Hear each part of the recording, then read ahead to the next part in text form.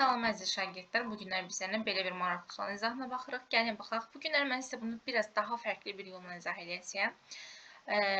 Siz yəqin ki, digər yolu bilirsiniz, çünki şablon olaraqdan standart yol odur. Gəlin biraz fərqli yolla baxaq. Deməli, deyək ki, y dəyişəni 21 qiymət alıbdır. Yəni, ən sonda gəlib 21 almışıq. Tamam, y-imiz 21-ə bərabər olubdur. Görək, başqa nədir bizə? Deyir, bura qədər x-in ilkin qiymətini soruşur. Gəlin, mənim, belə deyək, məsləhət gördüyüm üsul və öz şagirdlərimə də hər zaman tövsiyə elədiyim üsul budur. Arxadan başlamayın.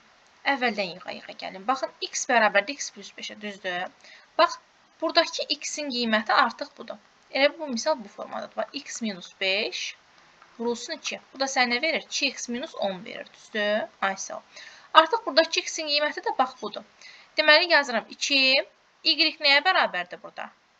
2x minus 10'a. Tamam. Minus x'iniz nəyə bərabərdir? X minus 5'ə. Baxın bu formada.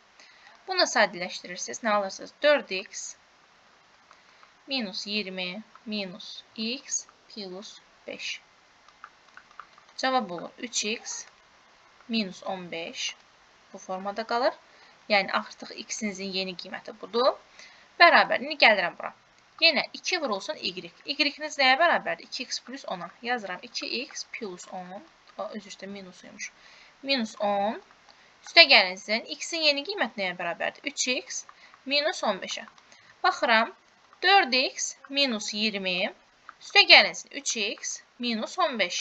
Yəni 7x minus 35 bərabər olur 21'ə.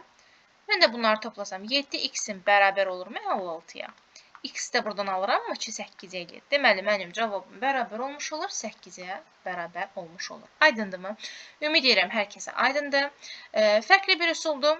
İstəyən istifadə eləsin, istəyən də ki, digər standart yolla gedə bilər.